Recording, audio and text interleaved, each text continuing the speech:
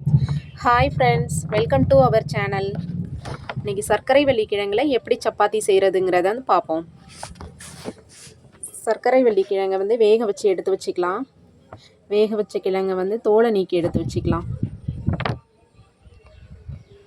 சர்க்கரை வள்ளிக்கிழங்கில் நிறைய நன்மைகள் இருக்குது. நிறைய ஆன்டி ஆக்சிடென்ட் இருக்குது. இதய தசைகளுக்கு ரொம்பவே நல்லது. கண் பார்வையை சரி பண்ணுது.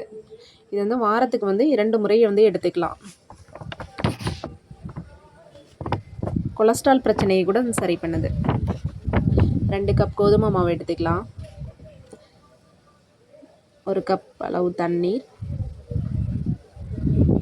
கொஞ்சம் சால்ட் ஆட் பண்ணிக்கலாம். சால்ட் ஆட் பண்ணிவிட்டு மிக்ஸ் பண்ணிவிட்டு மாவோட கொஞ்சம் கொஞ்சமாக ஊற்றி பிசையலாம். 2 கப் கோதுமை மாவு அளவுக்கு 2 சர்க்கரை வள்ளிக்கிழங்கு எடுத்துக்கலாம். இது மாவோட நல்லா மசிச்சு விட்டுட்டு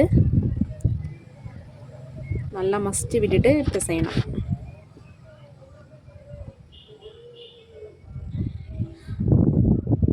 நல்லா மசிச்சு விட்ட பிறகு கொஞ்சம் தண்ணி ஊற்றி ஆட் பண்ணி பிசையலாம். தண்ணி ஆட் பண்ணிக்கலாம்.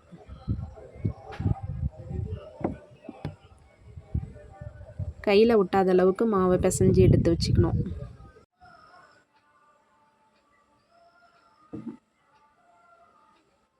சின்ன சின்ன உருண்டைகளாக உருட்டி சப்பாத்தி போட ஆரம்பிச்சிடலாம்.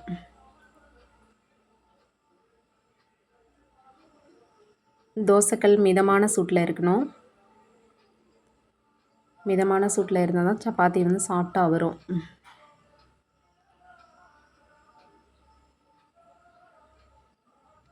ஹீட் அதிகமாக வச்சா சப்பாத்தி கருகிடும். அதனால் மிதமான சூட்டில் இருக்கணும்.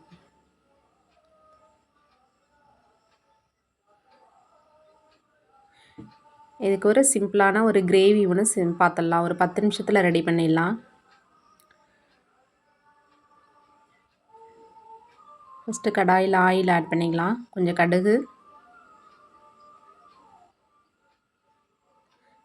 வெங்காயம், பச்சை மிளகாய் நல்லா வதக்கி விட்டுறலாம்.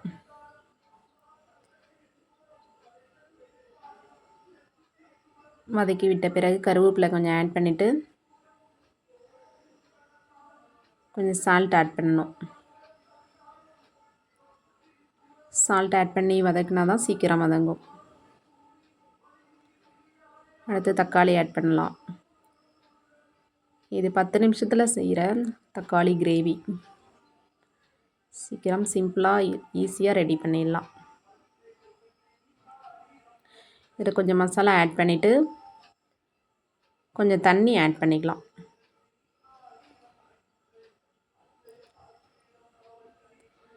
தண்ணி ஆட் பண்ணி ஒரு 10 நிமிஷம் கொதிக்க வச்சாலே சிம்பிளான கிரேவி ரெடி. சப்பாத்தியோட சாப்பிட்டா செம்ம டேஸ்டியாக இருக்கும். எங்கள் சேனல் பிடிச்சிருந்தால் சப்ஸ்கிரைப் பண்ணுங்கள், லைக் பண்ணுங்கள்.